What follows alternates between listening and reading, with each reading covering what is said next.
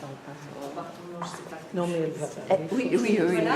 Donc, qui fait partie de la... Qu'est-ce qu'il y a? Parler fort, parce que Qui madame... fait partie de la congrégation des Sœurs de la Charité de Sainte-Jeanne Andy-Touret. Oui, il faut avoir... Voilà, et qui sont bien connus sur Nice, à cause en particulier de leurs écoles, Fourneau économique. Et du fourneau économique. Voilà, mais je te laisse parler de tout ça pour que nous découvrions au-delà des activités votre fondatrice, sa spiritualité et comment elle vous fait vivre aujourd'hui. Merci d'avance. Merci. On laisse partir la bonne chaleur. Alors, je suis sur Monique, savoyarde d'origine, à Nice depuis 3 ans. Très heureuse d'être à Nice. D'abord parce que je suis envoyée au fourneau économique. Tout le monde connaît le fourneau économique de Nice. Non. C'est rue Badin qui accueille 4 jours par semaine environ 150, 160, 170, voire 180 personnes sans domicile fixe, dont une trentaine environ de dames. Et tout le reste, c'est des messieurs de toutes les nationalités possibles et imaginables. Dans ma jeunesse de vie religieuse, je suis infirmière. Je suis restée un petit peu en Savoie, Haute-Savoie. Mais ensuite, j'ai travaillé 15 ans en Algérie, dans un hôpital à 100 km d'Alger, près de la mer. Tipaza, pour s'il y en a qui connaissent l'Algérie. Tipaza, je connais. À côté de Tipaza, voilà. Et je suis revenue en France pour un service de congrégation pendant 20 ans. Voilà, en gros. Les Sœurs de la Charité sont à Nice depuis 1887. Elles ont été appelées au départ ce qu'on appelle maintenant le CCAS, le Centre communal d'aide sociale. Avant, c'était le bureau d'aide sociale, et avant, il y avait encore un autre nom. Elles sont arrivées au bureau d'aide sociale pour différents services. Elles remplaçaient les filles de la charité qui étaient parties. Alors, il y avait des pharmaciennes, des infirmières, des éducatrices, des lingères, et il y avait en plus de ces 3 sœurs, qui faisaient les enquêtes sociales dans les maisons, dans les ménages, dans les foyers, pour savoir qui avait vraiment besoin d'aide. Alors, ça a évolué un certain temps comme ça. Ensuite, nous avons été appelés dans les foyers logements, à Gambetta, Fontaine-de-Ville, Fornero, Saint-Roch, etc., au Montboron, pour les enfants qui étaient abandonnés. Nous avons aussi une école, qui est l'école Regina, avenue Georges V, et par l'apport d'une congrégation qui a fusionné avec nous, l'école Sainte-Thérèse, avenue Revelli. Et maintenant, si nous étions 70-80 il y a quelques années, maintenant nous sommes 4. Et nous habitons en Regina, mais nous intervenons très peu à Regina, sauf pour la catéchèse, Sœur Marie-Madeleine. Sœur Marie-Madeleine qui est également l'accueil de nuit des femmes dans le Vieux-Nice, là, rue du Sénat. Sœur Anne-Marie et moi, nous sommes au Fourneau. Et Sœur Irène, elle fait le lien avec la paroisse.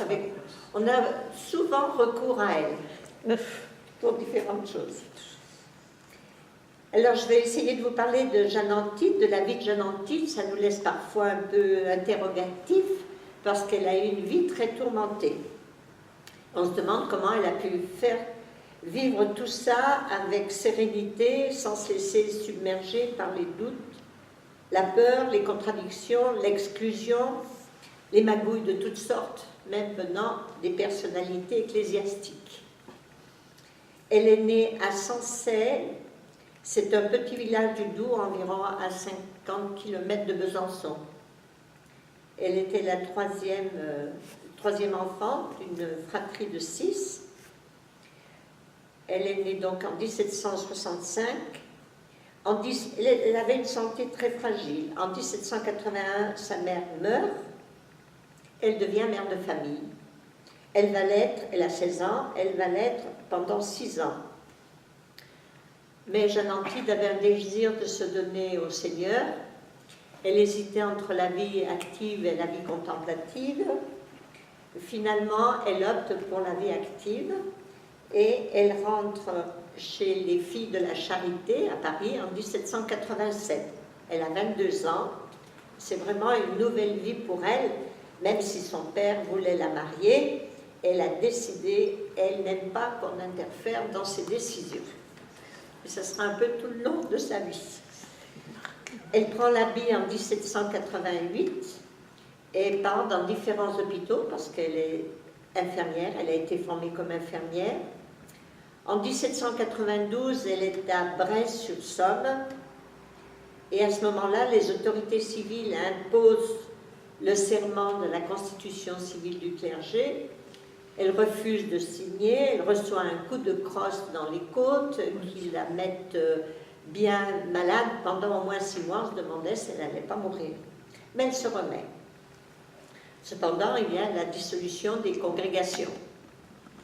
Elle revient à Sancerre, dans son village, où on l'accueille à bras ouverts parce qu'il n'y avait plus rien pour les enfants, il n'y avait plus rien, il n'y avait plus de prêtres. Elle revient à Sancerre, il y avait beaucoup de malades, il y avait des épidémies. Elle visite les prêtres qui étaient cachés dans des grottes. Elle leur amène le repas, mais elle leur amène aussi les vêtements liturgiques pour célébrer les hosties, le vin, etc. Au risque de sa vie, elle le fait la nuit. Mais elle a toujours ce désir de vie religieuse et elle part avec une de sa sœur, Jeanne Barbe, en 1795. Elle part dans une congrégation, la doctrine chrétienne du Père Receveur, mais qui était déjà exclue, qui était partie, elle était en fuite, et tous les membres de cette communauté se sont retrouvés au Vègre, c'est dans le canton de Fribourg, en Suisse. Elle les a rejoints là, elle rejoint sa sœur, Jeanne Barbe. Mais ils sont expulsés de Fribourg et ils partent sur les routes avec des diligences. Ils partent vers la Bavière. Ils s'arrêtent à Einsiedeln, je ne sais pas si vous connaissez ce sanctuaire marial bénédictin, très beau, très en Suisse. Ils passent à Constance, à Badenhausen, Ratisbonne, Passau, Salzbourg, Neustadt, Gießen. Elle est chargée des malades. Cependant, les gens de cette communauté trouvaient qu'elle se donnait vraiment trop de peine pour soigner les malades et qu'il fallait laisser faire le bon Dieu, ce n'était pas nécessaire de donner des médicaments. Elle était très contestée. Elle ne trouvait pas sa voie dans cette communauté. D'autre part, le fondateur, le Père Receveur, était toujours ailleurs que là où il aurait fallu qu'il soit. Il y avait une grande désorganisation dans la communauté. Elle décide de partir. En 1787, elle part. Elle fait le chemin inverse en plein hiver. Elle part à pied, sans passeport, sans argent, sans connaître la langue.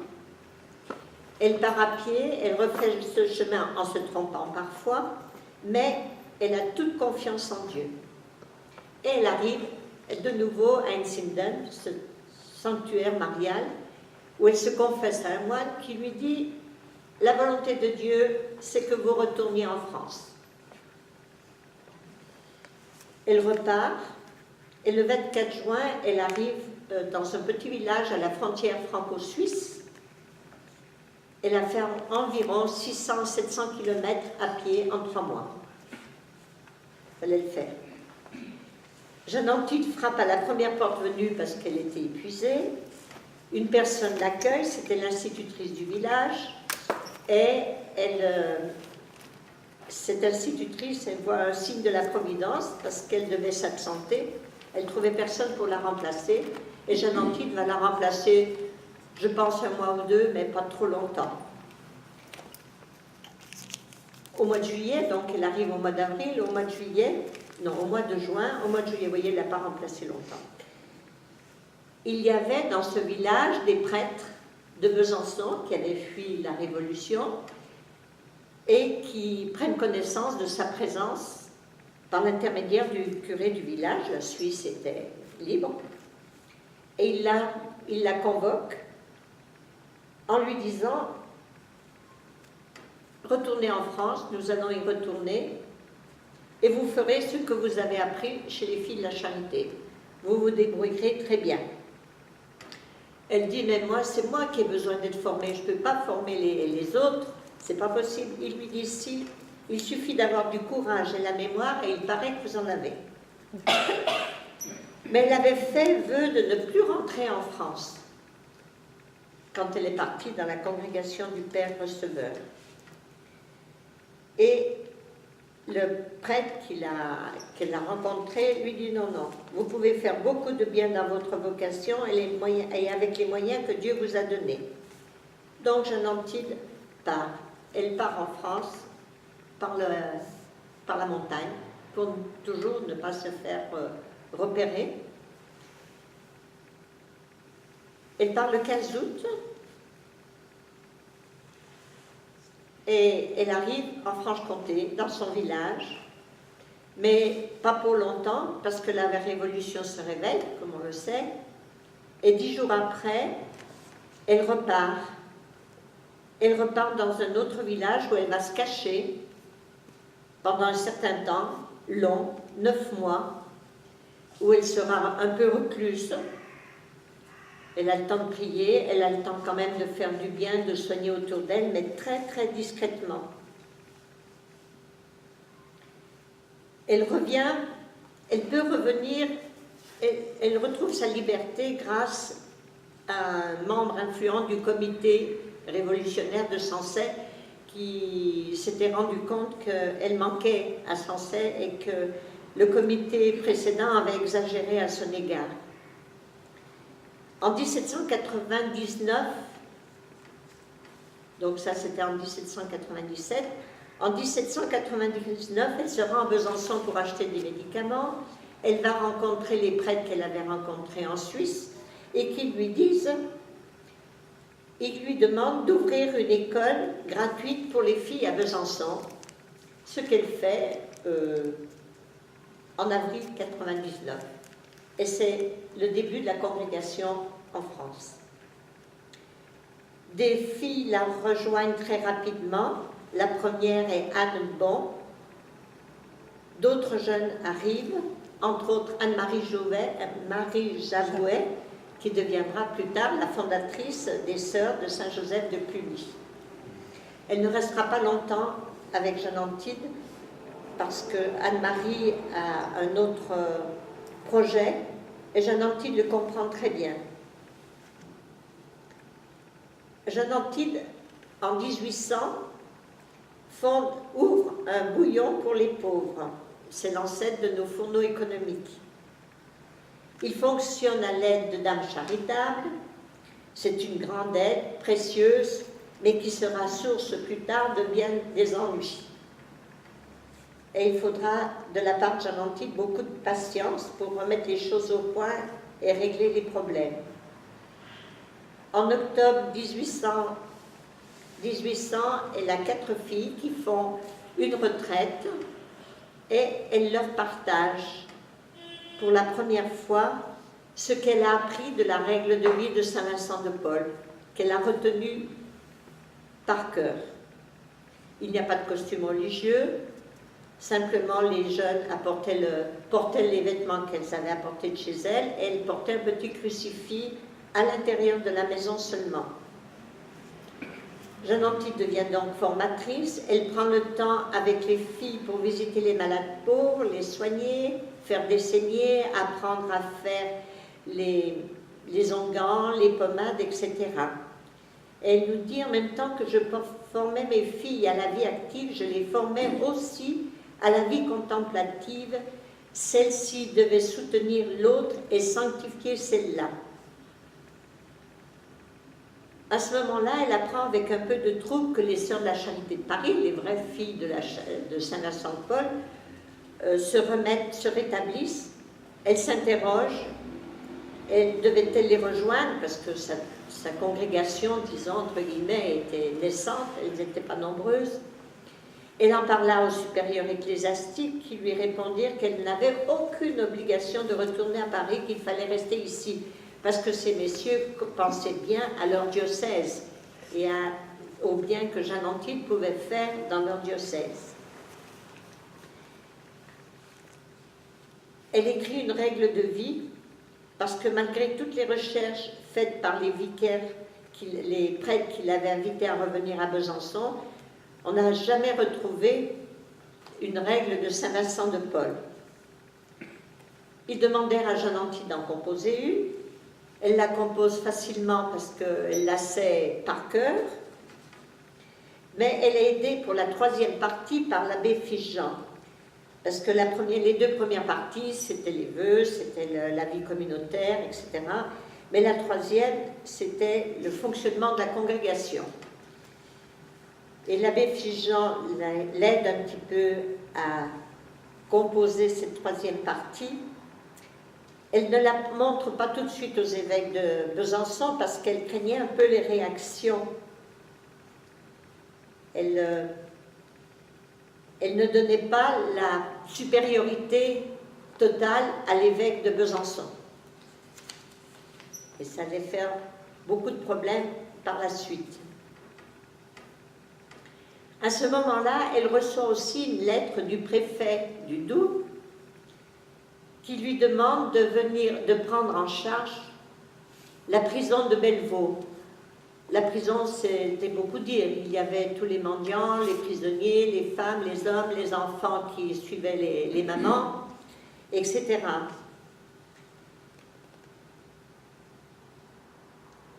Et elle accepte.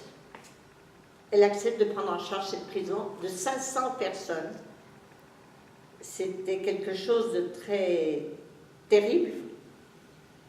C'était plus une maison de force et de justice qu'autre chose. L'antichambre de l'enfer, disent certains. Rien n'était organisé, rien n'était contrôlé, et les autorités de la ville n'osaient plus y rentrer. Même les prêtres qui y allaient n'étaient pas sûrs d'en sortir vivants. Personne n'aurait été étonné si Jeanne Antide avait refusé, mais elle accepte.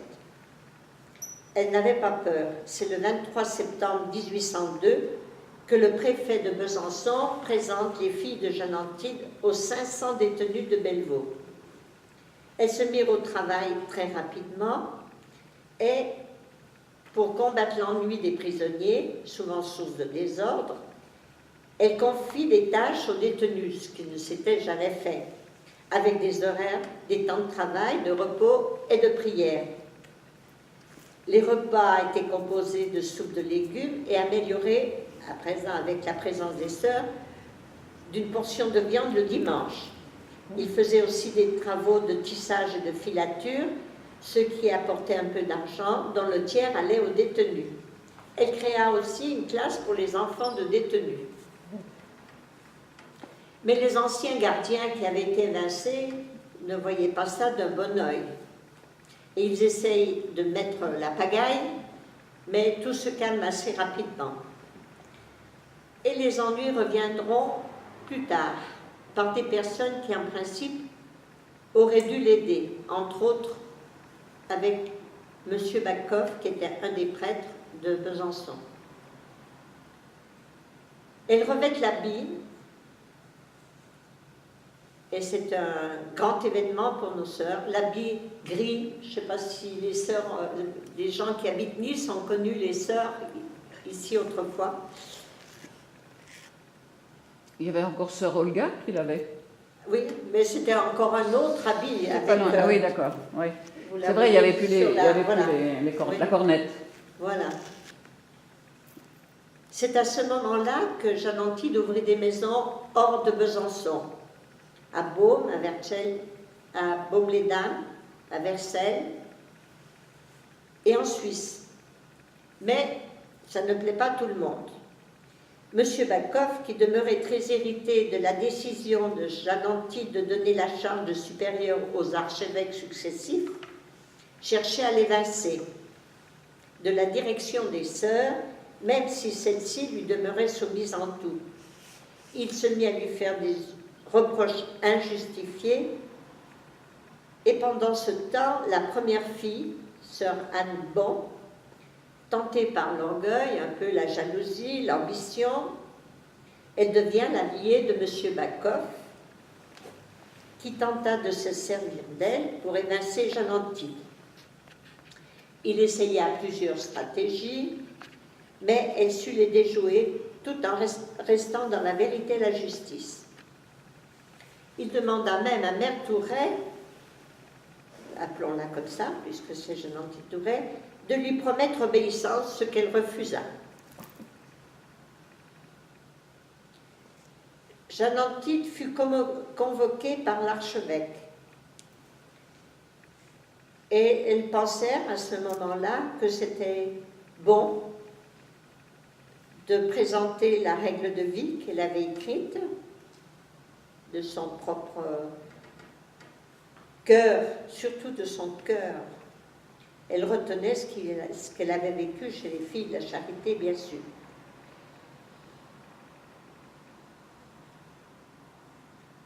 L'archevêque comprit et rassura les deux sœurs, leur déclarant que le bon Dieu était là, qu'il saurait bien arrêter M. Bacoff et qu'elles reprennent leur service à Bellevaux tranquillement. Et il vint à Bellevaux, la prison où elles étaient, et rassura toutes les sœurs.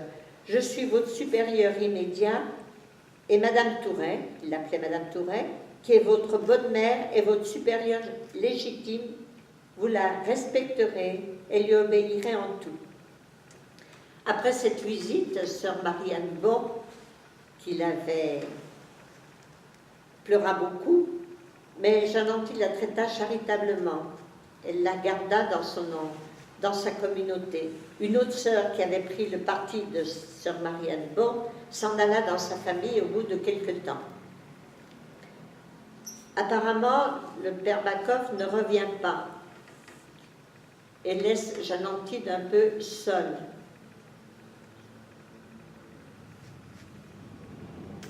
Elle décide à ce moment-là, ce qu'elle n'avait pas encore fait, de soumettre la règle de vie à l'archevêque. Celui-ci donna une approbation définitive par écrit.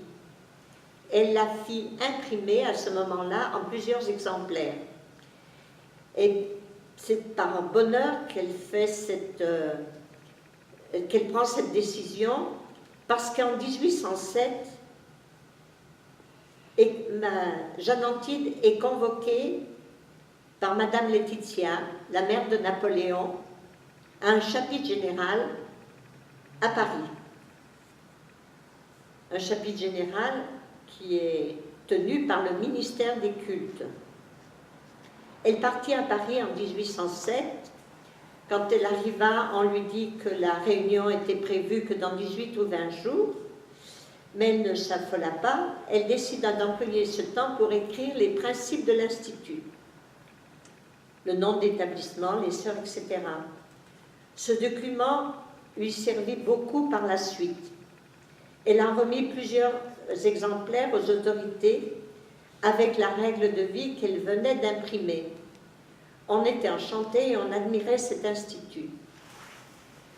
Mais personne ne savait pourquoi Napoléon, par l'intermédiaire de sa mère, avait convoqué ce chapitre. On pensait que c'était pour approuver les instituts existants en France, mais certaines personnes pensaient aussi que c'était pour opérer une certaine sélection. Commençait à trouver qu'il y en avait trop. Jeanne Antide reçut quelques informations qui la mirent dans l'inquiétude. Mais elle remit le sort de son institut au Seigneur. Le chapitre s'ouvrit le 27 novembre 1807 dans la chapelle des Tuileries. Une difficulté l'attendait parce que, en réalité, la supérieure des filles de la Charité prit la parole, reprochant aux filles à Jeanne Antide d'avoir donné le nom de fille de Saint-Vincent de Paul à son institut, alors que c'était le nom des sœurs de la Charité, des filles de la Charité de Paris. Jeanne Antide donna des explications, tout se calma et un jour avant la fin du chapitre, cette supérieure vint s'excuser vers Jeanne Antide. à la fin du chapitre, une médaille fut remise à chaque supérieur sur laquelle était gravé le nom de l'Institut. Elle reçut aussi, Jeanne Antide l'a reçue, elle reçut aussi l'assurance de recevoir annuellement du gouvernement 12 000 francs. En réalité, elle ne reçut que 8 000 francs et une maison, mais la maison ne fut jamais donnée. Avant de quitter Paris, elle eut l'occasion, au cours de nombreuses séances, de retrouver donc la supérieure des filles de la Charité de Paris, qui s'excusa. Et Jeanne Antide répondit « Soyez tranquille, j'oublie tout. Mais vous saviez que c'était mes ennemis qui écrivaient tant de choses. J'aurais été bien aise de le savoir pour vous détromper par la vérité. » Les ennemis, en réalité, c'étaient les vicaires de Besançon. Mère Thouret rentra à Besançon, elle continua à former ses filles, elle ouvrit des établissements hors du diocèse de Besançon, à Lyon, Autun, Strasbourg, Chambéry et en Suisse. À la fin 1809, l'administration de l'hôpital de Thonon-les-Bains, en Haute-Savoie, demande des sœurs, et Mère Thouret envoie 5 sœurs. En 1810, ce fut une année importante pour l'Institut. Madame Laetitia avait un penchant pour Jeanne Antide et Napoléon voulait envoyer des sœurs à Naples.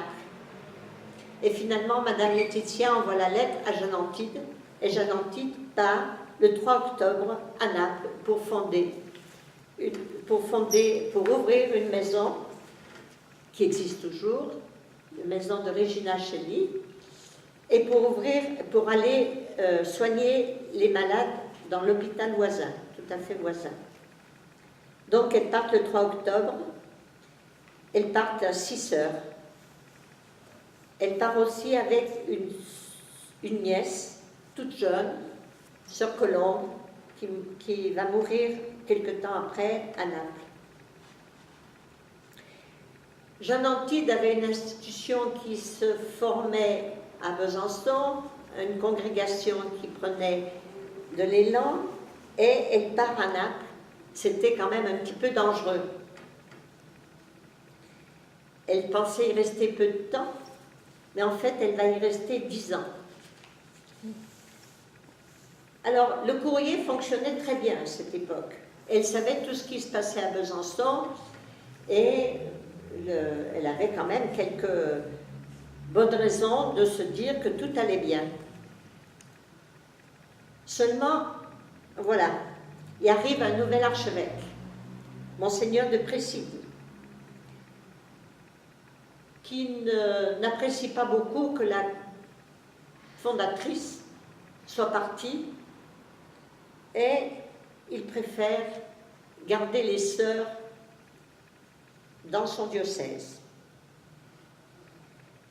Il y avait toujours une intrigante, une sœur, donc Marianne Bon, qui était là pour marcher dans la combine. Il la confie dans sa charge et il nomme d'autres sœurs conseillères, une maîtresse et novice. Il n'envoie pas au début ses intentions à Jeanne Antide, il lui envoie ses intentions à la fin, simplement pour l'informer. C'est tout. Pendant ce temps, Jeanne Antide a fait reconnaître sa règle de vie au pape Pie VII, où il apporte quelques modifications. Entre autres, on ne faisait plus vœu d'obéissance au révérend Père supérieur, mais à Monseigneur l'archevêque de chaque territoire où les sœurs étaient.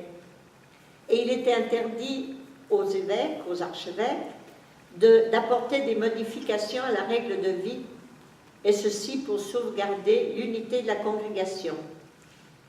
De plus, le nom fut changé aussi, et devint Sœur de la Charité sous la protection de Saint Vincent de Paul. Le 16 juin, la règle fut soumise à l'approbation de Pie VII, qui la ratifia le 23 juillet. Jeanne Antide est pleine de joie, elle écrit à ses sœurs de Besançon une circulaire où elle les informe Elle informe aussi le nouvel archevêque, Monseigneur de Pressigny. Mais fort de cette nomination, non, pardon, je me trompe, je dépasse. Le 6 novembre, Monseigneur de Chaffois, qui avait été nommé supérieur par Monseigneur de Pressigny des Sœurs de la Charité, envoie une lettre à Jeanne Antide où il lui dit ceci: « Je défendrai que vous soyez reçus, même pour un seul jour, dans les maisons des Sœurs de la Charité de Besançon. » Il lui déclarait de préférer la stabilité à l'innovation. La réaction des sœurs est différente suivant les diocèses. À Besançon, la grande majorité attendait tout bonnement l'arrivée de Jeanne Antide. Par contre, en Suisse et dans les autres diocèses de France, la supérieure demeurait aussi Jeanne Antide. Elle envoie une supplication à l'archevêque de Besançon, mais Monseigneur de Pressigny, qui avait eu quelques difficultés avec le pape et qui restait très gallican, n'était pas disposé à accueillir les modifications demandées par Rome. Elle se tourna vers la Sacrée Congrégation des évêques et réguliers pour expliquer la situation, et de nouveau Pie VII confirme l'approbation de la règle. Jeanne Antide part de Naples en 1821. Elle s'arrête à Rome parce qu'elle était fatiguée. Et à ce moment-là, en août, Monseigneur de Pressigny, l'archevêque de Besançon, prononce un décret d'interdiction, et sœur Catherine Barrois, qui la communique à Jeanne Antide, c'est sœur Catherine Barrois qui la communique à Jeanne Antide, et il lui interdit de se rendre dans ses communautés, les communautés de son diocèse. Jeanne Antide arrive à Besançon, elle n'est pas reçue. On lui ferme la porte. On ne lui ouvre même pas la porte. Elle se rend à Paris pour une rencontre avec le nonce. Elle essaye de rencontrer à Paris Monseigneur de Pressigny, l'archevêque de Besançon. Une rencontre très douloureuse, sans résultat. Et le nonce lui conseille de rentrer à Naples. Jeanne Antide quitte Paris et se rend dans les communautés de Villecerf, de Langres et de Vesoul, de Sancerre chez elle, mais Langres et Vesoul, Villecerf n'étaient pas dans le diocèse de Besançon, donc elle pouvait y aller, elles étaient restées fidèles. Elle passe aussi à Thonon-les-Bains, en Chablais, et elle reprend la route de Naples.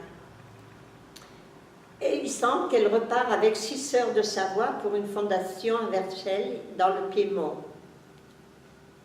Par la suite, pas moins de 120 sœurs partiront de Savoie pour les hôpitaux de Modène, de Turin, de Verchelles et de Naples.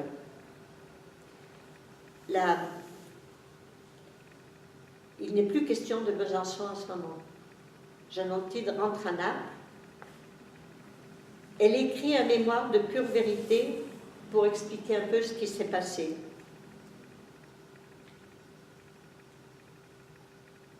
Elle nomme en Savoie une première supérieure provinciale, je dirais, sa représentante en Savoie, qui n'était pas française, qui ne dépendait pas de Besançon. C'est sœur Victoire Barthélémy. Mais celle-ci doit prononcer ses vœux avant d'être nommée supérieure. Jeanne Antide est très fatiguée. En août, elle fait une hémorragie cérébrale. Elle meurt en 1826. Elle est proclamée bienheureuse en 1926 et canonisée en 1934. L'unité avec Besançon se fera seulement en 1950. Et là, il y a eu des essais avant, mais ça n'a jamais abouti. Il y a eu un longtemps d'oubli jusqu'en 1880. Ce n'était qu'apparent comme oubli, mais à partir de cette date, il y a eu beaucoup d'efforts de fait pour l'Union. En 1969, c'est la première supérieure générale est une sœur de Besançon. Mais ça a été un moment très dur à vivre pour Jeanne Antide, et même après pour les sœurs, parce qu'on sentait très bien que les sœurs étaient à Besançon, c'était nos sœurs, on vivait de la même règle de vie, et on ne pouvait pas trop communiquer encore à cette époque. Voilà pour la vie de Jeanne Antide qui était bien bousculée quand même. Sa spiritualité, elle n'a pas écrit de traité de spiritualité, sachant que la vie spirituelle est une vie dans l'esprit, sous la conduite de l'esprit avec lui. C'est une vie de chaque jour. Jeanne Antide connaît bien l'Évangile, mais elle sait aussi que l'on aime avec des actes et non avec des paroles et de belles intentions. Elle a été formée par les filles de la charité. L'influence de la pensée et de l'œuvre de Saint Vincent de Paul est certaine dans sa vie, puisque depuis cette règle de vie, nous faisons aussi 4 vœux de pauvreté, chasteté, obéissance et service des pauvres. Saint Vincent de Paul a fait partie à un moment de l'école française de spiritualité, mais de façon très spontanée et pas longtemps. Jeanne Antide a aussi côtoyé les jésuites, parce que les pères, les vicaires généraux de Besançon étaient de formation jésuite. Elle a vécu cette expérience nomade dans la congrégation de la retraite chrétienne, où elle n'est restée qu'un an et demi, mais elle vivait selon son cœur aussi, pauvre et humble. Ça, c'était très fort chez elle. Une autre source où on peut deviner sa spiritualité, c'est les lettres qu'elle écrivait à Monseigneur Narny, un évêque de Naples. Et les lettres, nous ne les avons pas, mais nous avons les réponses. Et c'est très fort pour la congrégation. Donc, elle ne nous a pas écrit de traité de vie spirituelle. Cependant, ce qui marque sa vie, c'est la recherche constante de la volonté de Dieu, qui la conduira dans ses discernements et ses décisions. Elle nous dira, en tout, j'ai pris conseil de Dieu, du temps des événements. Aujourd'hui, nous dirons qu'elle a su lire les signes des temps. Et c'est aussi que la volonté de Dieu s'exprime par les supérieurs, qu'ils soient les représentants de l'Église, comme sa rencontre avec un moine à Einsiedeln, qui est une grande basilique tenue par les bénédictins, mais aussi avec les prêtres de Besançon. Et avant de répondre à Madame Laetitia, qui l'envoie à Naples, elle prend conseil près de l'évêque. Elle ne néglige pas non plus les requêtes de l'autorité civile. Mais c'est Dieu seul qu'elle veut servir, et Dieu seul deviendra le mot de ralliement d'ailleurs de toute la congrégation. Confrontée à l'athéisme, à la persécution, elle est prête à donner sa vie. C'est Dieu seul que je dois craindre. Les hommes peuvent menacer et tuer sur mon corps, ils ne peuvent m'ôter la vie de l'âme. Je serai heureuse d'être martyre, dit-elle, devant le tribunal révolutionnaire lorsqu'elle est à Sancey. C'est Jésus-Christ seul que nous avons suivi, c'est lui seul que nous voulons toujours suivre. C'est aussi dans sa recherche de l'union à Dieu qu'elle puise son énergie. Jeanne Antide a vécu la solitude. Dans la recherche de sa vocation, elle pensait au Carmel au départ. Et c'est sans doute de cette première intuition qu'elle garde une grande estime de la solitude, du silence, de la prière.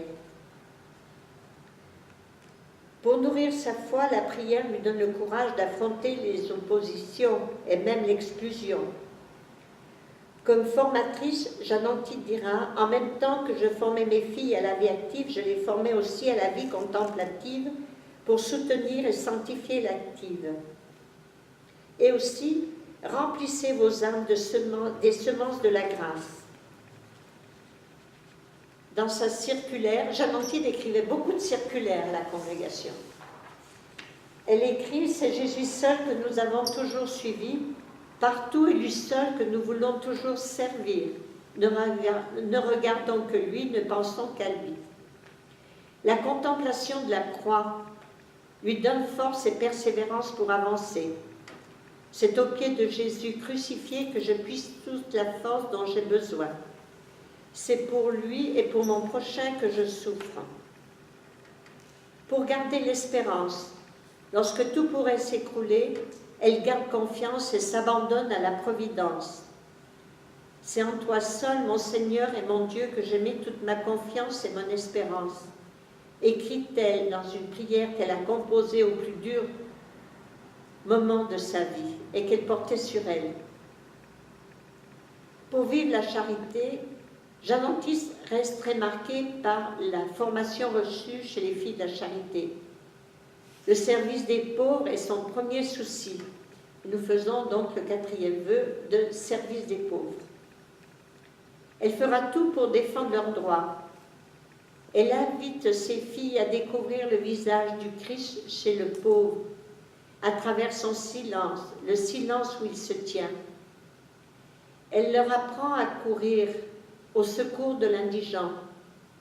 Il n'y a aucune infirmité à laquelle la charité ne puisse porter secours et compassion. On reste aussi frappé par l'humanité de Jeanne Antide et son bon sens.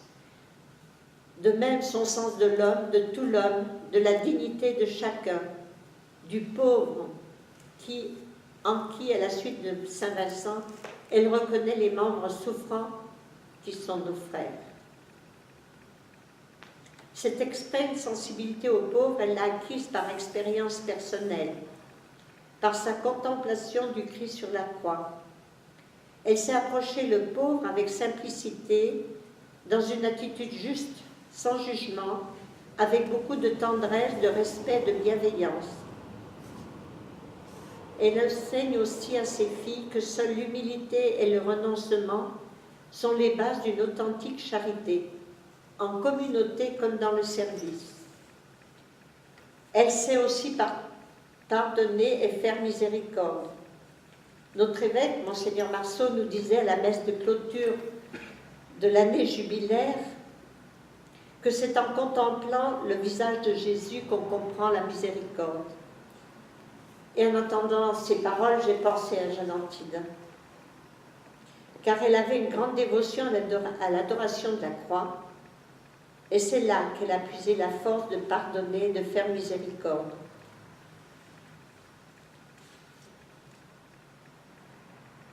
Elle s'est pardonnée quand elle quitte la congrégation du Père Receveur. Elle s'est pardonnée aux prêtres qui cherchent à l'exclure et qui détournaient l'argent destiné à l'aider pour mener à bien le projet de réhabilitation de la prison de Bellevaux. Elle s'est pardonnée aux gardiens et aux geôliers de cette même prison qui cherchent à déstabiliser son action. Elle s'est pardonnée également à sœur Marianne Bon, qui intrigue pour prendre sa place à la tête de la congrégation.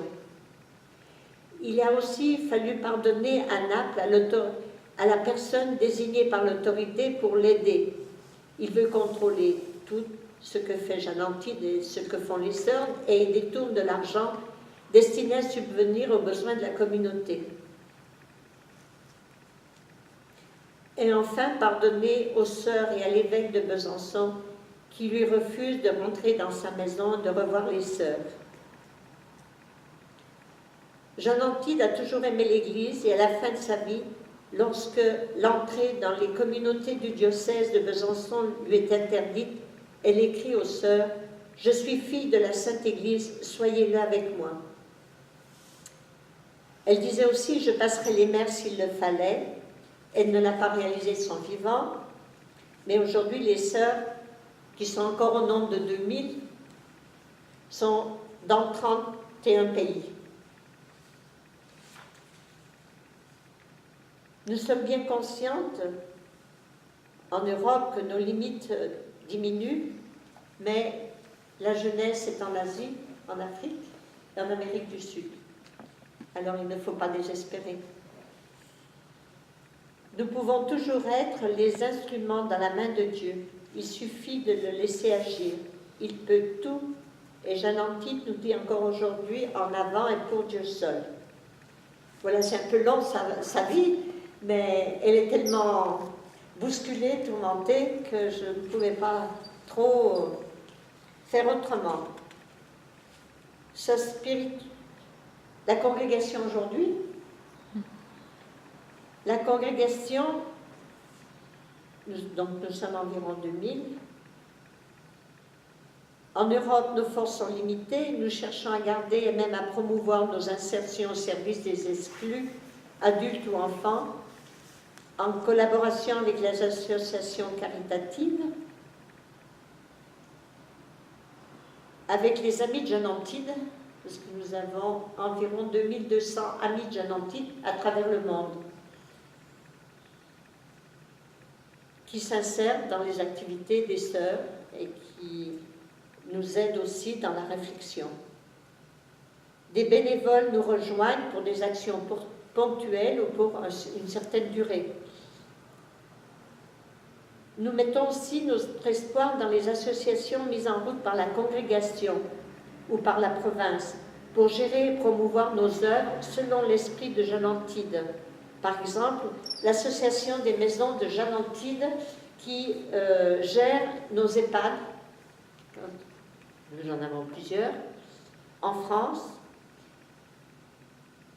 Et c'est un lieu, c'est une ressource pour nous. Nous travaillons avec les laïcs, bien sûr, et ça a l'air de prendre, de marcher. Sans oublier aussi les conseils de tutelle des écoles. Actuellement, la province d'Italie vit un important mouvement de restructuration.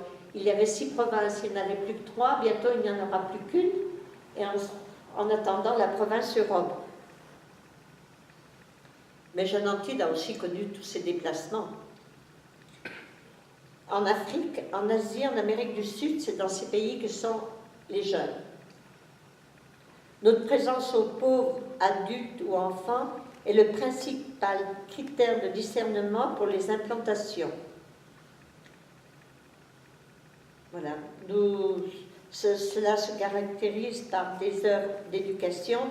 Alors, les jardins d'enfants et les écoles primaires, dans les pays communistes, le Laos, le Vietnam, nous pouvons ouvrir des jardins d'enfants, nous pouvons ouvrir des écoles primaires, et c'est un espoir pour l'avenir.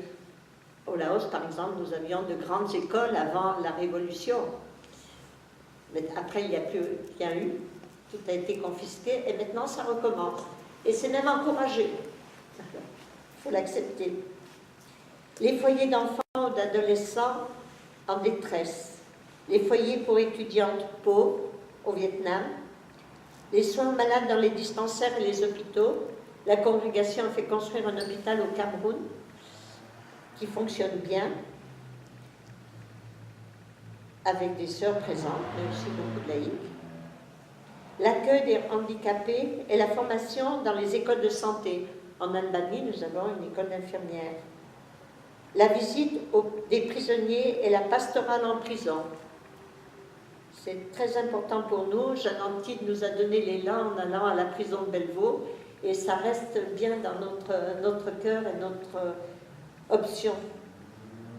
Bien sûr, la pastorale dans les paroisses, la formation des catéchistes, des agents pastoraux, ce qui nécessite un investissement important pour former les sœurs compétentes. Partout, nous sommes encouragés à être créatives, audacieuses pour vivre et travailler au service des pauvres, qui sont le visage de Jésus cri.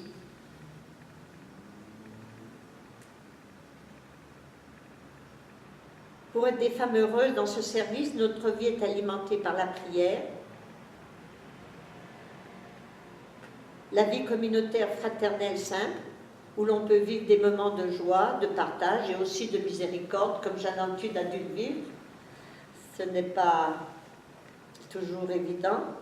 Le partage de la parole de Dieu, la formation dans tous les domaines.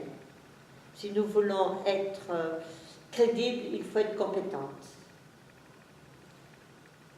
Voilà, c'est tout ce que je peux vous dire. La congrégation, si les bases sont solides et nos motivations claires, nous pouvons encore être audacieuses et créatives, même intrépides pour le service de Dieu et des pauvres.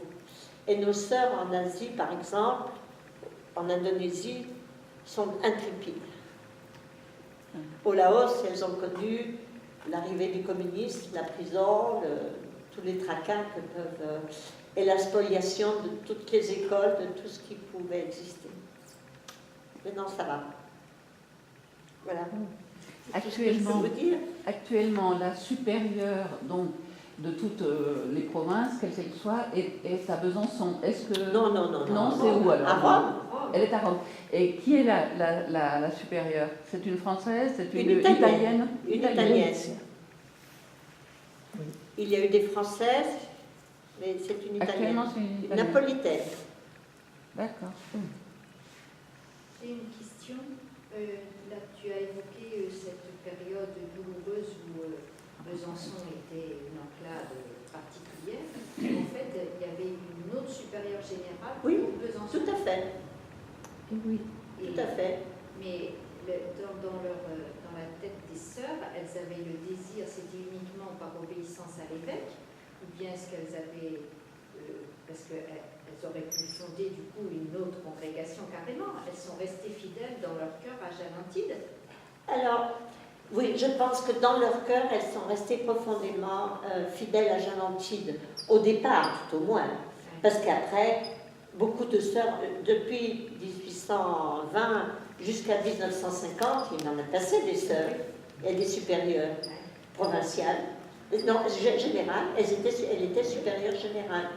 Alors après, ça s'est estompé un petit peu, cette connaissance de Jeanne Antude. Mais il y a toujours eu quand même quelqu'un qui était là pour dire « Attention, nous sommes filles de Jeanne Antude ». Et elles avaient le même nom que l'autre congrégation? Alors non, elle s'appelait Sœur de la Charité de Besançon. Ah oui, d'accord. Oui. Maintenant, nous avons fait la fusion, ça fait 10 ans, la fusion des deux provinces de France, Savoie et Besançon. Et nous sommes les Sœurs de la Charité de Sainte-Jeanne-Antude-Touraine. Ah. Mais c'est pas évident. C'est pas évident. Il y a quand même un autre style de vie, un petit peu. Et elles étaient nombreuses? Elles s'étaient cantonnées dans le diocèse de Besançon uniquement? Non, elles n'étaient pas. Elles ont ouvert au moment de la laïcisation en France, en 1901. Elles ont ouvert des communautés en Syrie, au Liban et en Égypte. Oui. Alors, elles sont restées ouvertes sur le Moyen-Orient. Nous avons la Savoie, qui n'était pas française. C'était bien. Comme Nice. Nice et la Savoie n'étaient pas françaises. Nous avons ouvert en 1930 le Laos. Et le Laos était la première ouverture sur l'extérieur. Elles ont été très, très fragilisées avec l'arrivée des communistes. Certaines ont été en prison, mais on s'en tire bien. Au Laos. Actuellement, vous dépendez, par exemple, toutes les Sœurs de France dépendent de la province de Besançon. C'est Besançon qui dit telle sœur doit aller à cet endroit. Oui. Depuis, nous avons fait une union, si vous voulez, et toutes les sœurs de Savoie et de Besançon sont unies. Et nous dépendons de Besançon. Non, nous sommes la province de France. D'accord. Et la supérieure provinciale, elle réside à Besançon. Ce qui est surprenant, je vois une espèce de lien Jeanne Montille, tout à coup, on dit, elle s'en va avec 5 sœurs, avec 20 sœurs, à droite, à gauche. Ça naissait comme les champignons sous ses pieds. Et maintenant, je vois parfois que d'Asie nous viennent une flopée de 10 petites Vietnamiennes qui veulent rentrer dans la vie religieuse. On dirait une continuité, mais ça a basculé géographiquement. Alors voilà, les forces vives sont ailleurs, elles ne sont plus en Europe. Mais nous sommes les plus nombreuses en Europe. Même si au noviciat du Vietnam, elles sont 10, 12, 20. C'est impressionnant. C'est peu, hein, parce qu'il y a des congrégations où elles sont 60. Oh là là. Oui, mais ça vient de la persécution, alors, dans Oui. leur pays. Ah ben, parmi les jeunes conviction. vietnamiennes, beaucoup ont des parents qui ont été tués pour leur foi. Oui. Ils sont très forts. mystérieux. Est-ce qu'en Afrique aussi, il y a beaucoup de vocations? Il y en a peut-être un peu moins en ce moment. Peut-être un peu moins. Mais ce sont les forces vives. En Oui. Afrique, en Asie, en Amérique du Sud, c'est elles qui... Et en fait, pourquoi est-ce qu'elle a quitté les Sœurs Saint-Vincent-de-Paul? Parce que moi, je connais beaucoup les Sœurs Saint-Vincent-de-Paul, je trouve qu'il y a quand même beaucoup de points communs. Oui, bien entre, sûr. elle a Parce qu'il y a eu la dissolution des congrégations. Ah, c'est à cause de ça? Oui, bien sûr. Toutes les congrégations, toutes les sœurs sont reparties chez elles. Ah oui, c'est ça. la Oui. raison. Ben oui. À un moment donné, elle s'est posé la question, je ne sais pas si je vous l'ai Oui, dit, tu l'as de dit. retourner. Oui, tu l'as dit. Mais l'archevêque a dit non, non, restez là, parce que l'archevêque, lui, il voyait son diocèse, il ne voyait pas ailleurs. Alors c'est drôle parce que tout à l'heure Olivier il parlait aussi du lien avec Saint-Vincent-de-Paul et c'est un peu la même époque. Enfin, elle est un peu avant, Oui. la Nantine Mouret, mais par rapport à Eugène de Masneau, ils ont vécu les mêmes Oui. périodes. Oui. Et du coup, j'ai trouvé qu'il y avait beaucoup de points communs entre ce que disait Olivier et puis ce que Nous travaillons en Indonésie, nous travaillons beaucoup avec les frères les Ouali. les Oblats, au Laos aussi. Alors il y a un petit espoir d'ouverture en Chine. Ça vient tout doucement. Parce que nous avons eu des Chinoises qui sont venues en Europe, qui nous ont demandé asile, qui étaient d'une congrégation qu'elles ont un peu lâchée. Mais nous avons eu aussi une sœur qui a osé partir en Chine toute seule, apprendre le chinois, et qui maintenant accueille...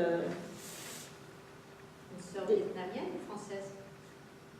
de toute nationalité. Non, mais Non, c'est celle celle qui qui est est partie en Chine. Une Française, non, une Italienne. Une Italienne. Une Italienne. Est-ce que vous avez des jeunes sur Nice qui se proposeraient de rentrer dans la communauté? Non. Non. Non. À Nice, nous avons été très très nombreuses, puisque nous sommes présentes depuis 1887, je crois, au bureau d'aide sociale. Nous sommes venus remplacer les filles de la charité au bureau d'aide sociale, qui est maintenant le CCAS, où elles avaient la pharmacie gratuite, les services de visite à domicile pour les pauvres, la distribution des secours, et aussi les enquêtes. Elle faisait les enquêtes Vous avez dit ça. dans les familles pour savoir qui avait vraiment besoin d'aide, etc. Elle la ramenait. Il y a toute une... On a été à Nice jusqu'à 80 parce qu'il y avait le bureau d'aide sociale, il y avait les foyers logements de Fornero, de Fontaine-de-Ville, Gambetta, enfin plusieurs foyers de logement, l'école Regina, le Montmoron, nous étions nombreuses, et maintenant nous sommes 4. Actuellement, les gens qui viennent vous aider au fourneau économique rue Bada, je parle des laïcs qui viennent Oui. vous aider, viennent de quel endroit? De paroisse, de Saint-Vincent, Des paroisses, Paroisses, un surtout. peu partout, oui. Non, non. Nous avons le fourneau économique, parce que nous avons aussi reçu en fusion 3 congrégations. Les Sœurs de Digne, qui avaient le fourneau économique, et l'école Sainte-Thérèse. Nous avons reçu des sœurs Sainte-Marthe de Périgueux. Sainte-Marthe, oui. Un an. Ça fera 2 ans en avril, je crois. Oui. Avril prochain. Voilà. Moi, je suis une pièce rapportée de l'ouest vers l'est. Voilà, on fait le. Périgueux. On se met, Sainte-Marthe, oui. on accepte. Qui avait l'école. Non, pas l'école. Sainte-Thérèse, c'est l'école Les Sœurs de Digne. Oui. À Périgueux, c'était plutôt le sud-ouest, mais on s'est unis à la congrégation de Jeanne Antide après 2-3 ans d'études, recherchant une congrégation où on avait nous aussi nos insertions. Oui. L'Argentine, l'Afrique, la France, bien sûr. L'Italie s'était estompée. Qui j'oublie? C'est significatif quand on oublie quelqu'un. Angleterre, pourtant. Ah oui, Angleterre. My God.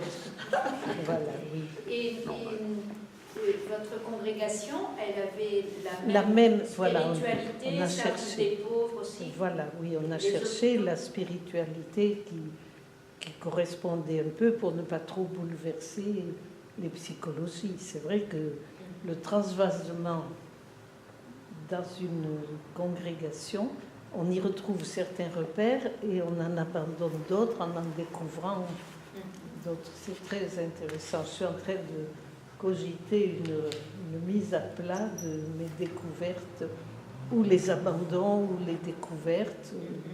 Il y a du positif, on va pas dire négatif, le mot est trop fort, mais des changements. C'est pas facile de changer de congrégation. Puis c'est intéressant aussi parce qu'on découvre, ça renforce parfois certaines choses. Je suis en train de faire de la mise à plat de mes découvertes. Voilà. Oui, nous avons aussi reçu les hospitalières de Besançon, mais là, elles étaient voisines, elles étaient la même option, disons, le soin des malades. J'ai oublié l'Espagne, vous voyez, il faut que je me rattrape, je vais me racheter l'Espagne aussi. Sœur Olga, qui était un pilier du fourneau économique, est en Suisse maintenant. Oui, à Nice, elle était longtemps. D'accord. Le Japon est un pays dont on parle très très peu pour l'évangélisation. Je dis le Japon est un pays dont on parle presque pas. Oui. Au niveau du déplacement des congrégations, des créations de maisons, on n'en parle jamais. Oui. Le pôle Nord, la Russie, il y a plein de lieux. Mais... Oui. On parle du Vietnam, du Cambodge. Oui. C'est vrai que le Japon est vraiment oublié. Je pense que le Japon a ses congrégations. Sévères, oui. Quand la Corée s'est ouverte, parce que les pères missionnaires de la mission d'étrangers de Paris sont partis en Corée, ils étaient passés, c'est par le Japon qu'ils ont eu la connaissance de la foi chrétienne et qui sont partis, revenus en Corée. Oui. Ça a été un pont, le Japon, mais après tout a été fermé et verrouillé et on ne parle plus jamais de congrégation. Mais elles sont nombreuses, les sœurs japonaises. Je crois qu'elles ont fondé peut-être leur congrégation, mais elles ont fondé aussi à partir de congrégations qui venaient d'Europe. Oui. Le Japon, c'est une île. Oui. C'est l'idée insulaire. Il y a que ça, non? Et puis la fermeture. Le christianisme n'arrive pas. Ça n'arrive pas à s'implanter. Le christianisme n'arrive pas à s'implanter. C'est très difficile. Il y a des congrégations. Les jésuites sont très présents. Oui. Il y a une très grosse université à Tokyo, mais ils n'arrivent pas. Il y a eu une histoire avec la Chine. Il y a eu une histoire avec la Chine d'implantation avec Matteo Ricci, etc. Il y a eu une histoire avec la Chine. Ça pourra, comme vous le dites, il faut être prêt parce que ça va redémarrer avec la Chine. Oui. Le Japon, il n'y a pas d'histoire, c'est très difficile, et il y a une présence extrêmement forte du shintoïsme. Et donc on ne passe pas facilement. Les missionnaires n'ont pas réussi à s'implanter. Il y a juste un petit... moi j'y suis allé, j'ai vécu un mois là-bas, j'ai rencontré pas mal de personnes. Les jeunes demandent, c'est très curieux, une célébration religieuse du mariage, par exemple, japonais. parce que il y a, comme pour nos françaises, il y a les flonflons autour. Quoi. Voilà. Mais c'est pas ancré. C'est pas rentré. Non, c'est extrêmement difficile. En fait, alors que tout autour, oui, elle est là, toute l'Asie a été... La Corée, voilà, le Vietnam, les Philippines, enfin toute l'Asie. Oui. Il y a un gros foyer, là, mais le Japon est hermétique. Le Japon est hermétique. Culturellement, c'est très difficile. Ça remonte à longtemps. Mais il y a des présences, il y a des congrégations qui sont présentes, des petites choses, mais c'est hermétique. Et pourtant, il y a beaucoup en Europe quand même, donc il pourrait être s'éveiller un petit peu. Et dans l'histoire, il y a eu toute une période où le Japon était complètement fermé. D'ailleurs, vous disiez des missionnaires qui sont passés. Ah oui, les Coréens ont été, ils ont trouvé ce sont des missionnaires qui, je crois, se trouvaient, je ne me souviens plus exactement, qui se trouvaient au Japon et qui leur ont donné des livres religieux. Et c'est à partir de ces livres religieux que certains, des laïcs, ont pu évangéliser. Ce n'est pas des prêtres qui ont évangélisé la Corée.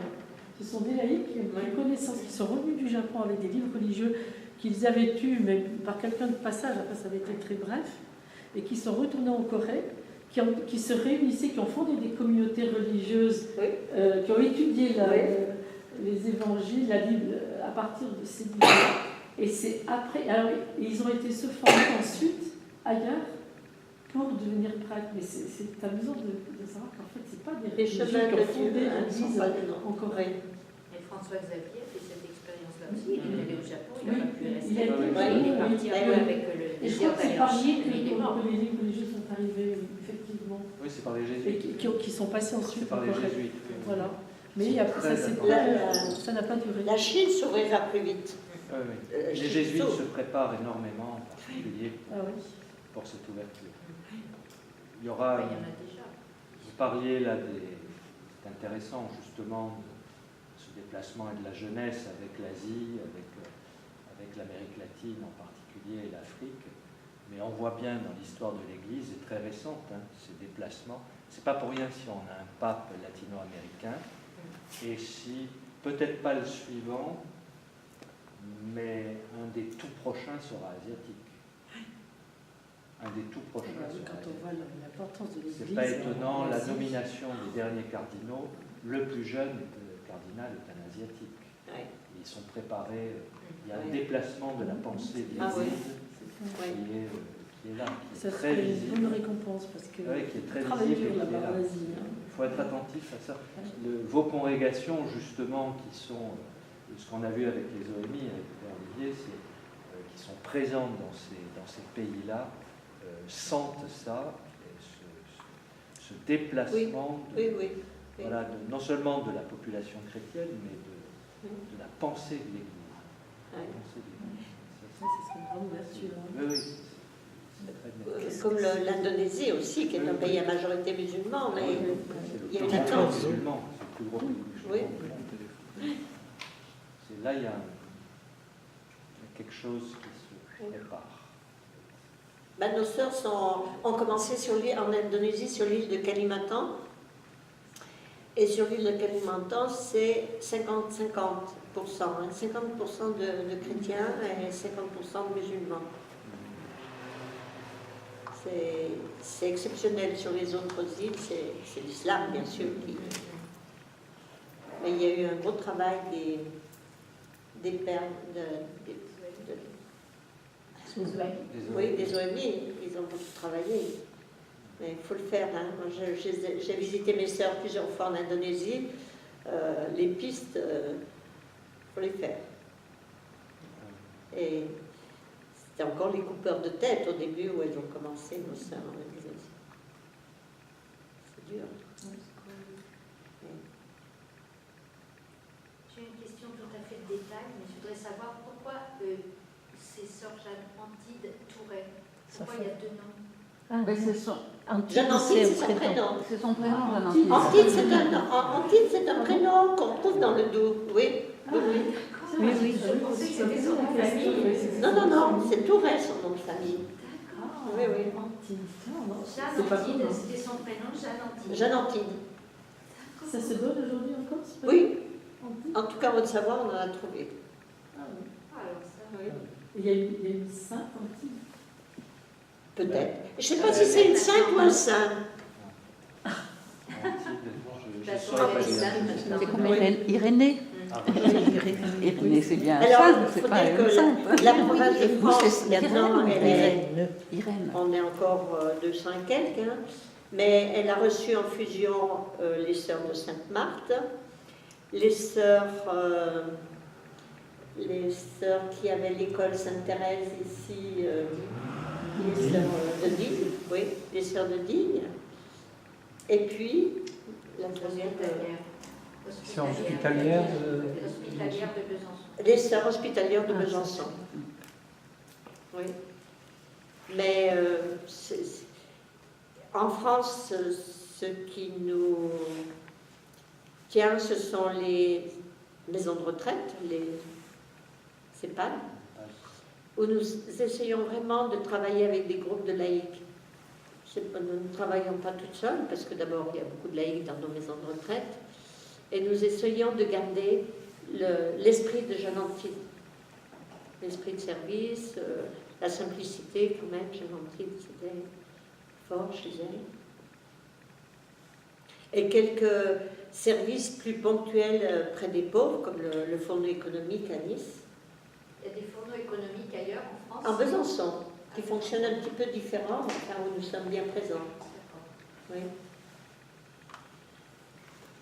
Bon, il vous reste des questions? Bien, il nous reste à te remercier. Un grand merci. Je ne sais pas si Un grand j'ai merci. dire quelque Non, chose. Alors, habituellement, pour ce genre